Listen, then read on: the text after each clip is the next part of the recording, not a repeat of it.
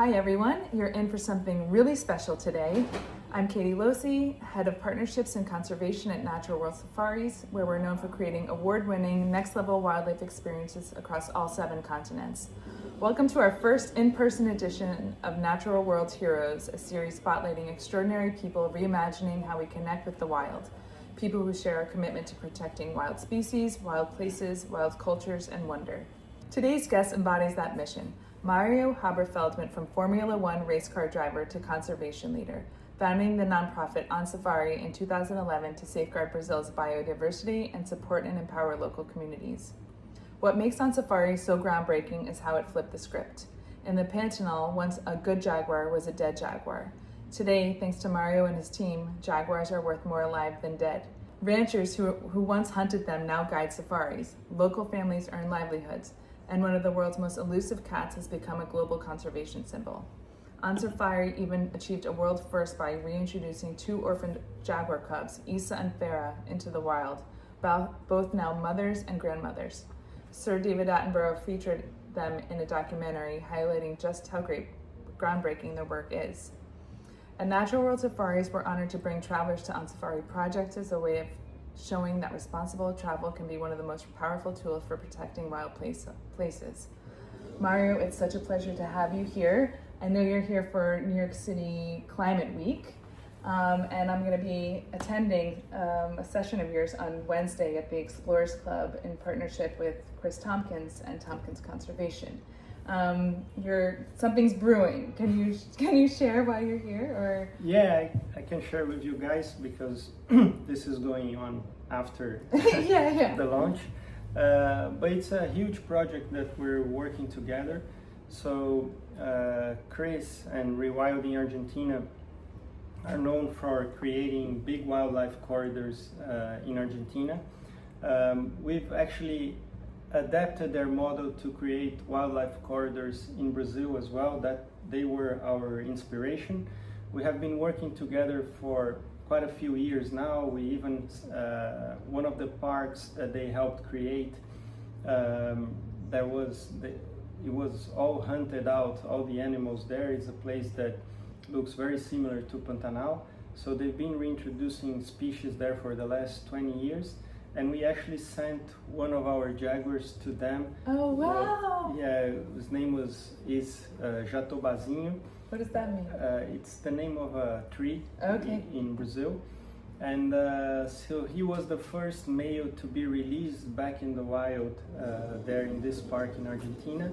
And it's a very successful story. So this happened maybe 5-6 years ago. And now there's already 40 wild jaguars there, where jaguars were extinct for over 70 years. So we've been working together on this project for quite a long time. And now Chris, I think she achieved what she set out to do with Doug, her late husband. Maybe they started this project 20 some years ago. And she came up now with a brand new idea, which is not just creating corridors within the country, but connecting countries. So wildlife has no boundaries. They don't know what's Brazil, what's Argentina. So the idea now is connecting different corridors in different countries, using the rivers as like the highway for jaguars. So it's a it's a huge project. Do they swim a lot? They swim a lot, okay. But also normally where you have the rivers, beside the rivers, in theory, are protected areas, right? You have to leave the vegetation. Okay. So it's a project between 4 different countries, so one NGO in each country. Onçafari is the one responsible for Brazil. And our mission in Brazil is connect the north of Pantanal all the way to Paraguay. Then there's a Paraguayan partner that will connect all the way to Argentina. So I think through the work we have been doing over the last 14 years, we've created already a corridor in the southern Pantanal.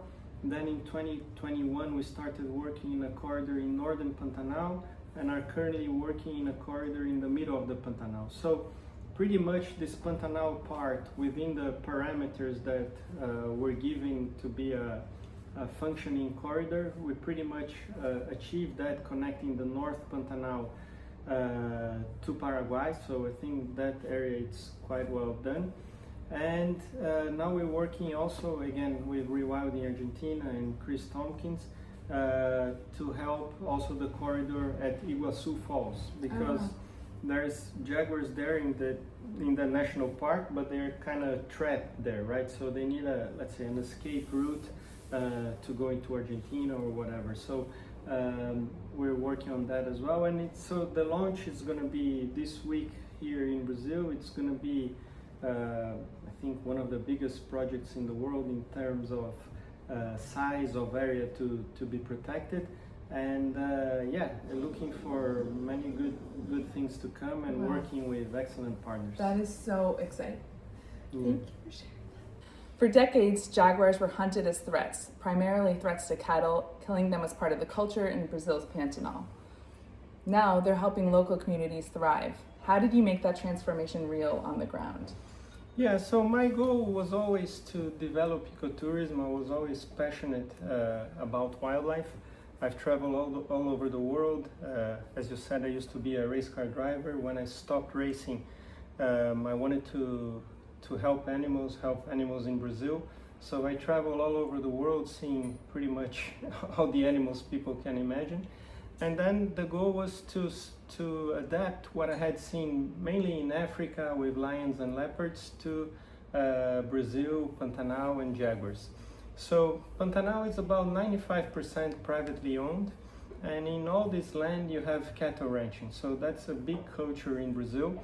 And for the last maybe 250 years, you have this conflict between cattle ranchers and jaguars. Obviously, when you have cattle in a jaguar territory, from time to time, jaguars prey on this cattle. And the old way of sorting that out was killing the jaguars, despite being illegal to hunt in Brazil since 1967. But Pantanal is a huge place. It's the largest wetland in the world. You can fit Austria, Switzerland and Belgium inside and still have space.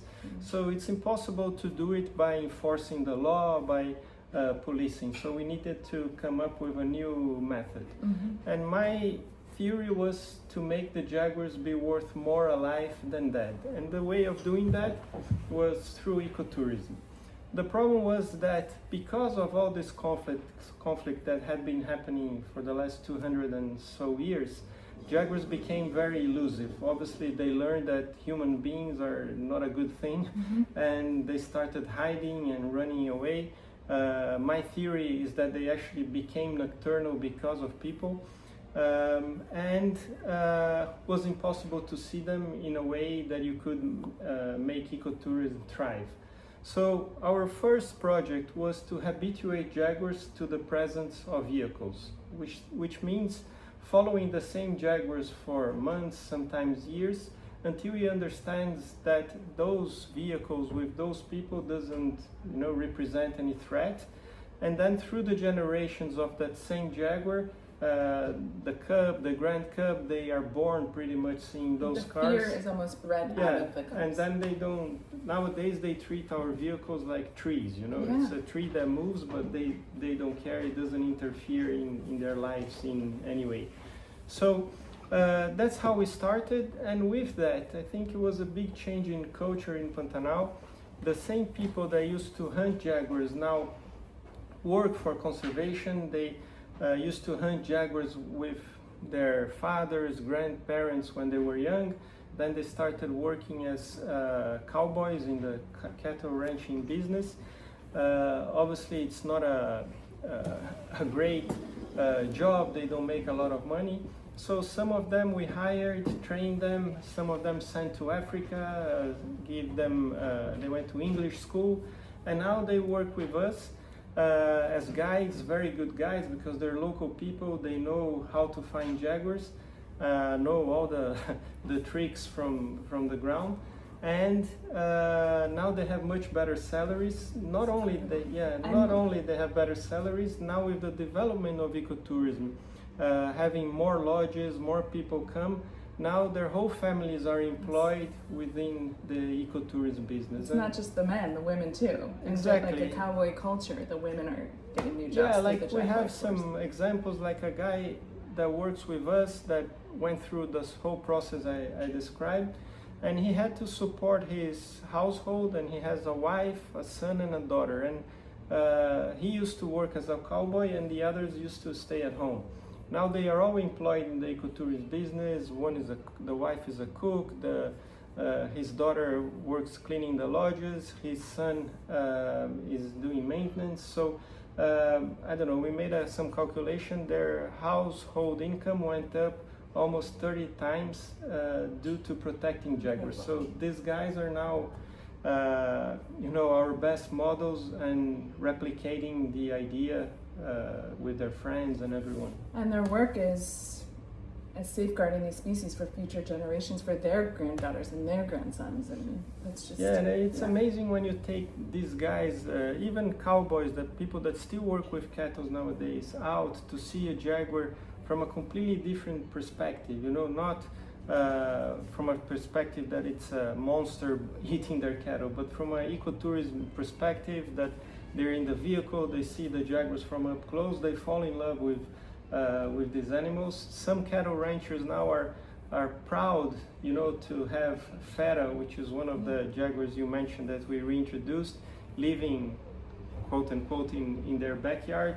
So it was a big transformation. Obviously, to transform the whole culture, the whole Pantanal, it's going to take a long time, but yeah, we needed to start somewhere.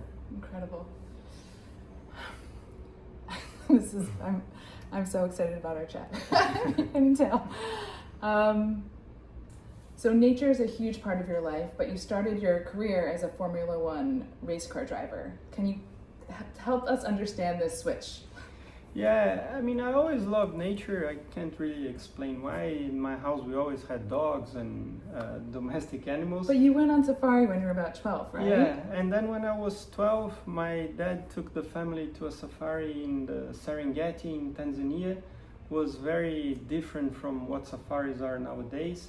It was pretty much on the back of a truck, driving through the Serengeti. At night, everybody put their own tent up. But we spent 2 weeks doing that. I think that's where I fell in love with nature. At the time, my plan was to become a veterinarian and work with animals all the time. But I'm fortunate in the way that I had two passions, or still have two passions in my life, which is car racing and conservation. So I don't know why I started with car racing first. Started go-karting, lived a long time, over 10 years in Europe, then a few years here in the US doing Indy cars as well.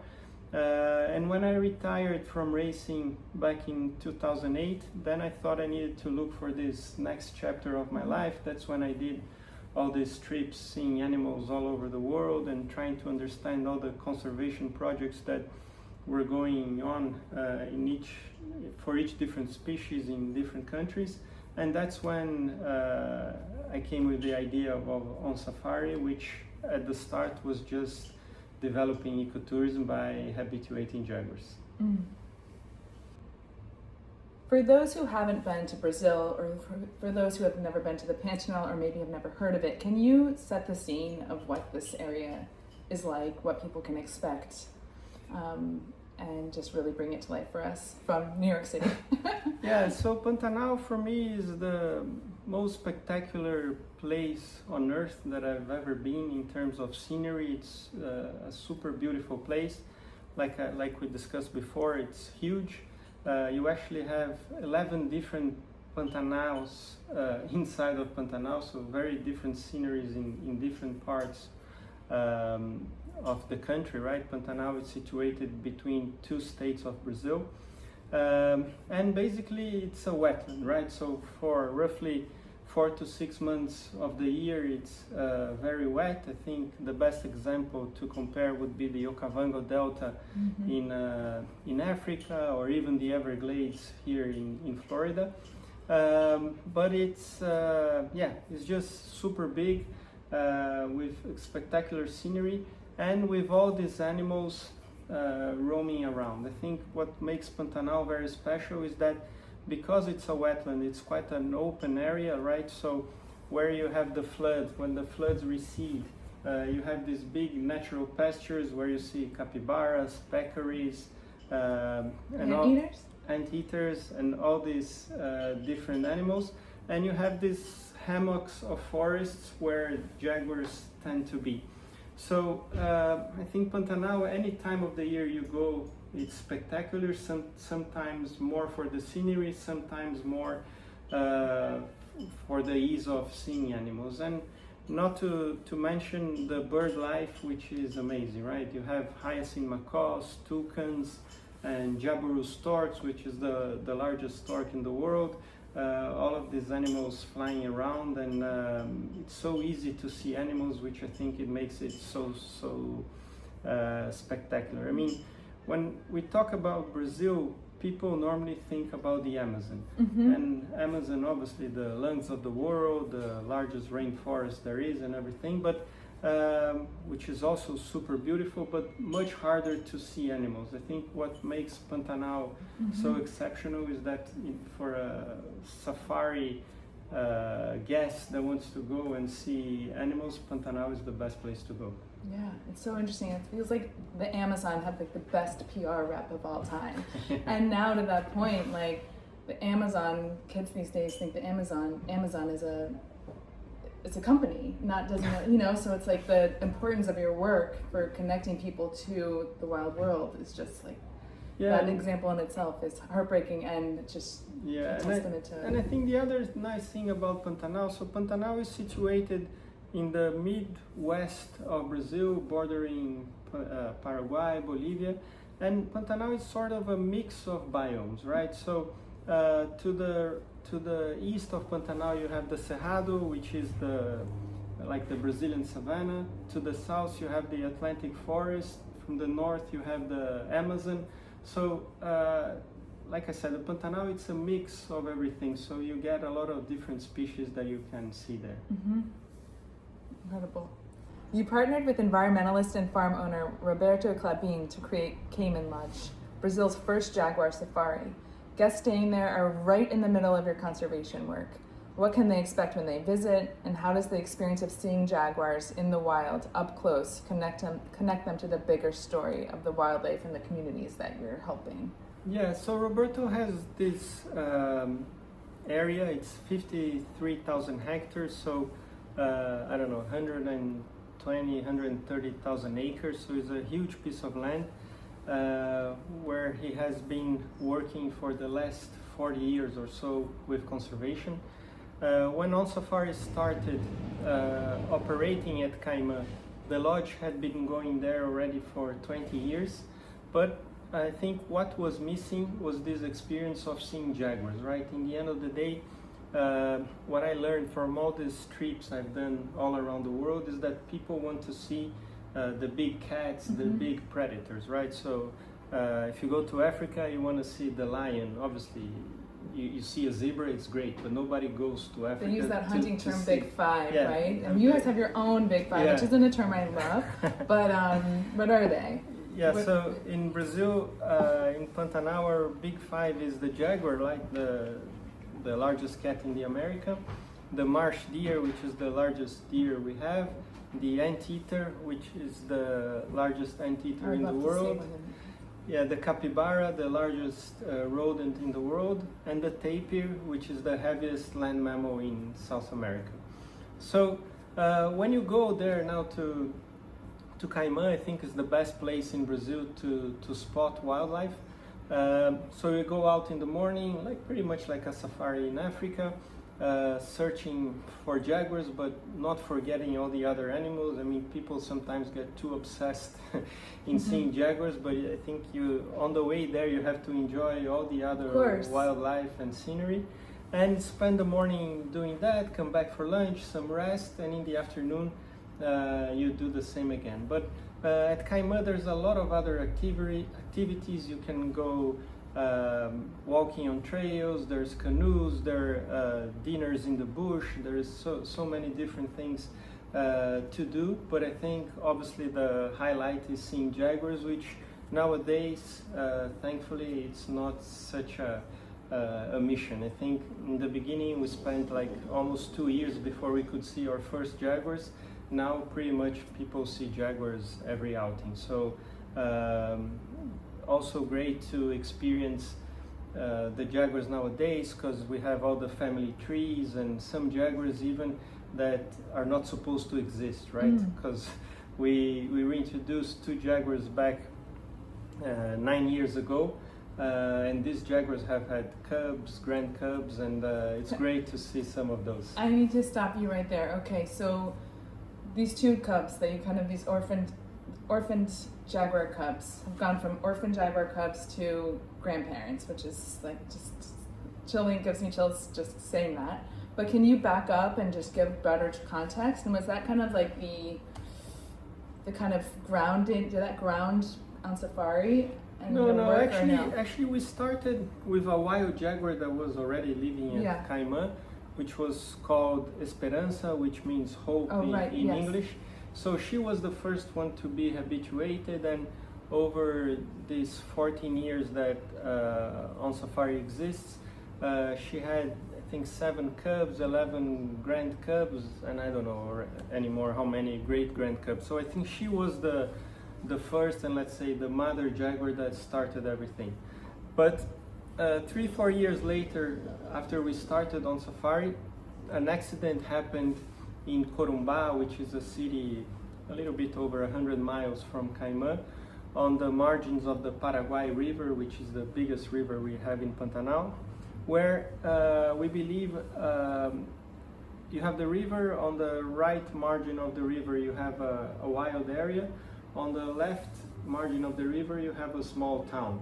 So we believe this jaguar had 2 cubs, and there was a big flooding that year, so we think she swam with 1 cub to the drier margin of the river, went back, picked up the other one, but by the time she did all of that during the night, when the morning came, she was in the backyard of someone with 2 cubs. So the homeowner came out in the early morning out of his home and saw 3 jaguars in his backyard. I always joke that the right thing to do was not to do anything. They would go away by themselves, but easier said than done when you don't have 3 jaguars in your backyard. So the jaguars got scared, climbed a tree on his backyard. He called the police, the firemen, and press. The whole town was there, and these jaguars were stuck on top of the tree. And they decided that they were going to dart these jaguars to put on a boat and take them back to the wild side. But they didn't have anyone specialized to do that. I mean, we've been darting jaguars and putting collars for scientific purposes for the last 14 years, and we only ever done that with 2 specific vets, because it's a real skilled process. So you have to look at the jaguar, estimate the weight, put the right dosage, shoot the tranquilizer in the right place, and if everything goes well, it takes between 5 and 10 minutes for the drug to work, right, for the jaguars to go down. And they called just a vet from a pet shop, I don't know, there, and she actually shot the jaguars 7 times, because I don't know if they didn't know that it takes a long time for the drugs to work. And when finally it worked, the jaguar fell off the trees and fell inside the river. So that was the mother, and the mother ended up passing away, and they were left with 2 little cubs, maybe 2 months old. So we heard of that story. These jaguars ended up in a kind of a zoo in Campo Grande, which is the capital of the state. And we proposed to the government, to reintroduce these jaguars back into nature. It was very hard. It took us like 6 months or so to get the licenses, because, it had been done before, but never successfully. So people thought it couldn't work. But we tried to learn from the mistakes that were made before. So we built an enclosure in the middle of Caimã, a very natural area, just put an enclosure around. and created a new methodology of teaching them how to hunt, right? So if you reintroduce a deer, for instance, you let it go, it will graze, and in theory everything works. With jaguars and big cats, they need to learn how to hunt. So they learned that with the mother, but in this case there was no mother. So we came up with a system which was like a video game where they have to go through stages. So as soon as they were able to hunt, let's say, a small animal, then they progress to a bigger one, and then to a big male. Then you change species all the way until they were hunting male peccaries. So it's actually a very dangerous prey for them to hunt, and they were successful after 1.5 years or so. And all of that was done with cameras, because we learned that the biggest mistakes that were done before in these reintroduction processes was that the jaguars got attached with their caretakers. And then obviously it's a problem in the future, because then they get habituated not with the vehicles but with people themselves, and can be dangerous for the people and for them. So we did all that with cameras, and then when we thought they were ready... So no human interaction? Yeah, no interaction at all. And when we felt they were ready, we just opened a few doors of the enclosures, they came out, and yeah, and now they have cubs, grand cubs, and it's the first ever successful jaguar reintroduction project that ever happened. And it started kind of by chance with those two jaguars, but nowadays it's a big area that we operate in Onçafari. So we have 3 rewilding centers nowadays, 2 in Pantanal and 1 in the Amazon. We've reintroduced quite a few jaguars already, but now we do it not just with jaguars, but pretty much with any species that occur in Pantanal in the Amazon. Before joining, I feel embarrassed to say this, but before joining, first of all, it's such a heartbreaking and heartening story, and seems like a proof of concept for other species, and not just that you can do it. But to your point that you were working with other species, before joining Natural World Safaris, I didn't even know, I had heard of a maned wolf, that you guys were working with maned wolf. I had never heard of that before. I looked it up, it looks exactly like my dog, so I fell in love with them immediately. But can you share a little bit about Posada Trijunção in the Cerrado, and kind of that's another place where if you would want to go see Onçafari's work in person, get your hands dirty, involved, you can go there. Also in Brazil, but in a different region. Sure. So Trijunção is in the Brazilian Cerrado. It's the closest big city is Brasilia, which is the capital of Brazil, so right in the middle of the country. It's a much drier area than you have in Pantanal, and it's the same concept. We started by habituating jaguars in Pantanal. When we started at Trijunção, the symbol, let's say, of the Cerrado is the maned wolf. It's actually not a wolf, not a fox. It's something on its own. Because it's such a unique area. There's all these endemic species there, right? And to your point, like you were talking about the Pantanal and how vast this area is even bigger, right? Much bigger, yeah. And it's also like the cross section of 4 of Brazil's 6 different biomes. So it has and it's actually the most threatened biome in Brazil, because where all the agriculture and deforestation, everything happens, it's all in the Cerrado. So José Roberto Marinho, who's the owner of Pousada Trijunção, he's also a huge conservationist, and he set aside his whole area for conservation. And the nice thing is that his area, it's neighboring a big Brazilian national park called Grande Sertão Veredas. So it's a nice conservation area, and we started there, 8-9 years ago. And the idea was the same thing we did with jaguars, habituating jaguars. We started there. Actually, even before he opened the lodge, he invited Onçafari to start this process of habituating the maned wolves. And now they have a spectacular lodge there, a small lodge, 7 rooms, but really nicely put together. And you have the same kind of experiences that you have with jaguars, you have with maned wolves there, which is obviously completely different animals. They, you see the male and female, sometimes you can see the cubs, so it's a very, very nice experience, a much drier area, and you have this kind of veredas, which are, it's a very dry area. Suddenly you have a big lake with full of palm trees and macaws, so it's a very spectacular scenery as well.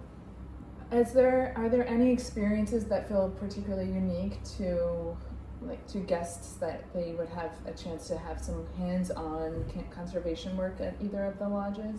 Yeah, I think with at Caimã, if you stay with our team, because you can go to Caimã and do the whole experience there, or you can go out with Onçafari in one or more days. So we have a program where we call full experience, where you obviously stay at the lodge and have all these things, but you go out in the field with Onçafari's team. Mm-hmm. And a lot of people book this full experience we call, so you're with Onçafari all the time, and then you get to visit the Rewilding Center, you get to help us read the data from camera traps and see firsthand what's been there or not. So I think it's a nice experience for someone looking to get a little bit more involved. Yeah, because so people, staying at lovely properties is exciting, and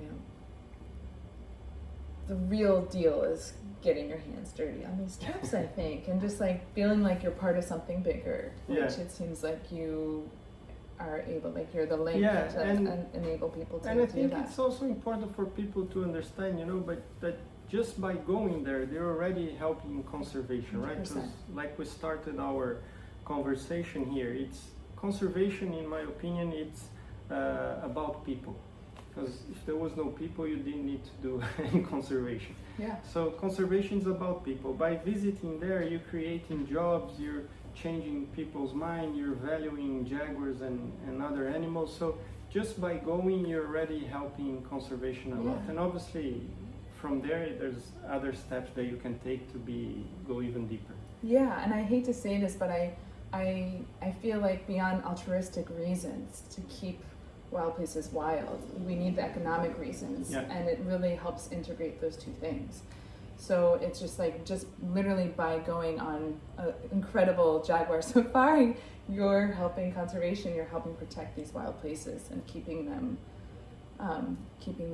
protected and preserved and safeguarding them for future generations, which is what a beautiful recipe.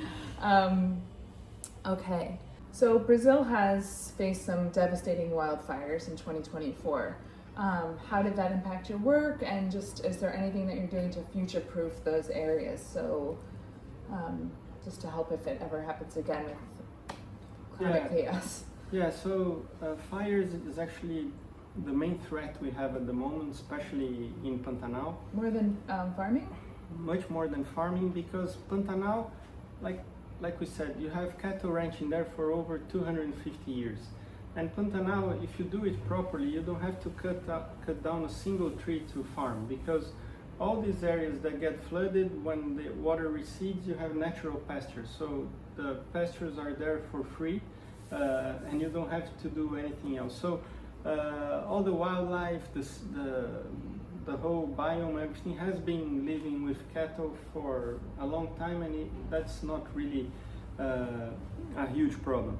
The biggest problem is fires, because all the rivers that come into Pantanal are born in the Cerrado.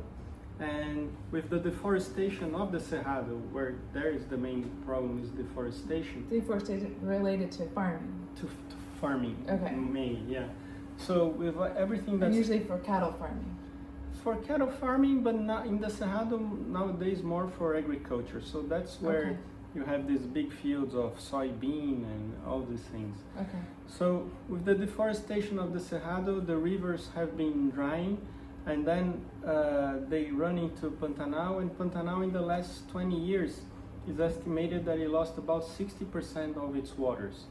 So with that, fires are a constant threat nowadays. Last year we had one of the worst fires of Pantanal history. Almost 30% of Pantanal caught fire, which again, it's, let's say, the size of Switzerland more or less. And these wildfires are impossible to control, and they kill. Last year we even lost Gaia, which was a symbol of a big campaign we did. Gaia is one of the first cubs of Esperança, which was the one that we started the whole project. So we knew Gaia from since she was 6 days old, that we found her den, and she was about 11 years old. So I think all of that just to say that if a jaguar can't run away from these fires, imagine all the other animals, right? The jaguar supposedly is the more agile, strongest, can swim, climb, and do everything. So last year was probably the hardest year we ever had at Onçafari, and we now have a firefighting and prevention front within Onçafari. So that consists in detecting the fire early. I think that's the only way you can put down or put out these fires, right? After they're uncontrolled, let's say for 1 or 2 days, they just get too big and it's impossible to put it out. But if you detect the fire early and act on it, then it's a good chance you can put out. So we have a few systems working with satellites that are monitoring heat patches, let's say, nearing all our areas pretty much 24 hours a day, and then it sends WhatsApp messages from whoever needs to know about it to act on it. We have towers with heat sensing cameras, again 24 hours a day, looking for anything. And then obviously trained teams, private fire brigades in each of our properties. Another big brigade that's in one of the cities there in Pantanal, ready to go whatever they need to go to fight the fires, because you can't always count on the firemen, right? By the time you call and they engage and go there, it's 2-3 days and it's too late. So that's and also we do a lot of fire breaks. I think this year alone we already constructed over 200 miles of fire breaks in our property, so everything being prepared for fires. The problem is last year we had a 4-year drought, so it was very, very bad last year. Luckily this year we had good rains and no fires as of yet. Hopefully we'll go a year without fires. But it was a very hard year. Obviously, economically, it impacted us, but we had a great campaign, which kind of a crowdfunding where a lot of people helped, and that was nice to see. But the main thing was the loss of life of millions of animals. So you've worked and partnered with companies from North Face and Nike to Sir David Attenborough, who caught his attention. What do you think, and obviously you have clients and travelers all around the world that are intrigued by your work, what do you think makes it so compelling to others? I think the main thing is that we were the first ones that were able to show jaguars to people, right? If you want to see a jaguar anywhere in the world, you have to go to Brazil. And in Brazil, to do a safari like an Africa experience where you go in vehicles and everything, I think the only place you can do it nowadays is at Caimã, where we started. I think furthermore, I think more and more people are worried with global warming, climate change and everything, and experiencing what's been happening all over the world. So we've been getting a lot more support from different companies, some of whom you mentioned there. And I remember when I was a race car driver, to get a sponsorship, you had to go to 100 companies and maybe one would support you. Now I think with what I do nowadays, and people understand that's leaving a legacy for future generations, they're much more willing to support and be part of this journey with us. Yeah, and I think that big cats are so charismatic, but it's such a beautiful way of protecting all the species that are in this region. Yeah, but exactly. Like you need kind of that kind of the polar bear of the Arctic, and it doesn't. Yeah, like I say, the jaguars are like our Brazilian lion, right? It's what attracts people, and that's what we needed for people to come and see and help us protect the biome. But really, by protecting the jaguars, because it's on the top of the food chain, you're actually protecting everything else, right? And to your point, if we said, we're going to protect, I don't know, caimans, it's not so appealing, right? So people like, again, the big cats and everything, and by protecting them, we're protecting all the way from little ants to the forest to every other animal in the biome. Yeah. And people. Yeah, of course. And then there's also, talking about big cats, there's pumas, there's the black jaguar, right? Yeah, so we also work with pumas mainly in reintroduction processes. Pumas are all over Brazil. Jaguars are almost all over Brazil, but they only occupy nowadays 50% of their original home range, and their strongholds is in Pantanal and in the Amazon. And you do have black jaguars, which is exactly the same jaguars, but between 2 and 4% of them are born black. They don't. Okay. Yeah, so it's very rare. Oh. Yeah, they don't occur in Pantanal. Nobody knows why. But in Trijunção, we're starting a project. Actually, we started 2 years ago. Our team already sees. We have mainly two black jaguars we work with. They see them pretty much every week. So who knows? In time, we may have a ecotourism project with black jaguars in the Cerrado. Oh, cool. Okay, I'm gonna switch gears here for a second. So just to set the scene, we're sitting in New York City's West Village. We're in a sweet little tea shop, and so far away from Brazil and where you do your work. Can you transport us to one of the experiences that you've had in your work that kind of like drives home like how wild, how remarkable these experiences can be?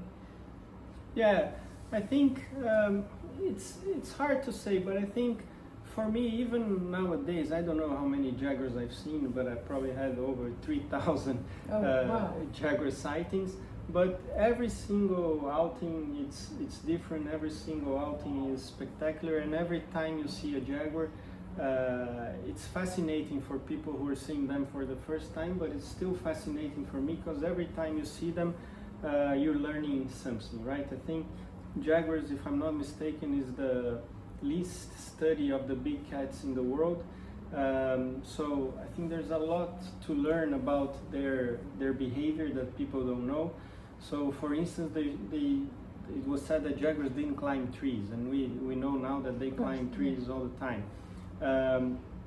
They're supposed to be solitary animals, so only be with another one when they're mating or if they had cubs. But we already had one sighting where we had 7 jaguars together feeding on the same carcass. We had times where we saw 2 mothers, each of them with 2 cubs, and the cubs playing with the other mother, So which is something people never expected. So every time you see a jaguar, you're learning something else. So I think it's great for people who are seeing them for the first time, as well for our team, which is nowadays very experienced, and learning new behaviors and seeing them different things, how the cubs disperse, how the mother leaves part of her territory for the daughters, or if it's a male son that she needs to push him out of the territory completely. So we're always learning new things, and I think that's what's amazing. There's never let's say a boring sighting. No. And then in addition to what you're doing on the ecotourism side, there's also a lot of science and research that your team is doing, and I know that the scope of your team is very comprehensive. A lot of women, a lot of men, a lot of skills. Can you give me a snapshot of your team and the work and how it's going into potentially protecting them? Yeah, so nowadays we're about 100 people. Our team is about 100 people 18 different bases across Brazil. So we have our office team and back office and everything in São Paulo. And then in the field we have people that have, let's say, no education at all, but now some of them are guides, some of them, like we said, learned English and they have life education, not the formal education maybe we know, but they have their we have a lot of biologists, a lot of veterinarians, some are pure scientists doing research, because from time to time we capture jaguars, maned wolves, pumas, tapirs, and then they do a lot of measurements, take blood, do DNA work, try to find out about different diseases, take ticks and analyze all of that. So there's a big scientific area of that. And most importantly, we make sure that we publish all of that or partner with universities all around the world, so that information gets actually published and not just in someone's drawer, because the idea is that the more people that know about this, the bigger chance we're giving for these species to survive. 100%. Mario, thank you so much for being here. I believe deeply that going to these places and experiencing them firsthand is one of the most powerful ways to protect them and most fun ways to protect them. So, you know, we're here for you, and we are, you know, we're excited to send and share your nook, your corner of the world with so many travelers that will undoubtedly be completely taken aback by the power of the incredible work that you're doing. Thanks, Katie. It was a pleasure to meet you here in New York. I hope to host you and your guests soon in Pantanal or anywhere in Brazil. It would be lovely to have you all there. Yeah, and are there any new areas of Brazil that we should keep our eye out open? Yeah, keep our ears open. Our ears open. We're always looking at new opportunities. So Brazil has 6 different biomes. We work in 4 biomes. We're looking now to expand to the next 2, hopefully in the short term period. Okay. Will there be a lodge there? Yeah, hopefully. I think all these areas that Onçafari buys, so we buy areas and then try to engage local stakeholders, landowners, to create these big conservation corridors. We deeply believe in ecotourism, so I think that's an important pillar of everything we do. So yes, I don't know if it's 1 year or 5 years, but soon we should have lodges in many of these areas. Okay, keep us posted. I will. Thank you. Thank you so much.